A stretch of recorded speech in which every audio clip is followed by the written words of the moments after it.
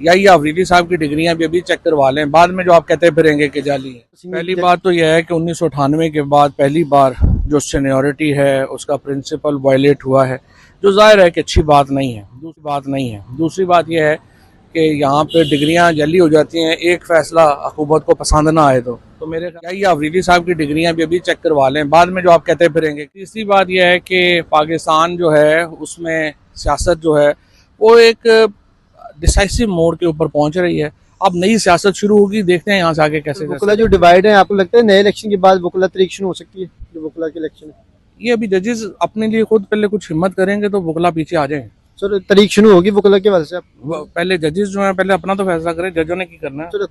अब इस तरमीम के बाद इमरान खान साहब की रिहाई में बाज़ लोग कहते हैं काफी अब तवील होगी, और जो कुछ कोई नहीं, यहाँ पे क्या होता है, हर रोज एक नया सूरज निकलता है, दरिया के अंदर नया पानी होता है।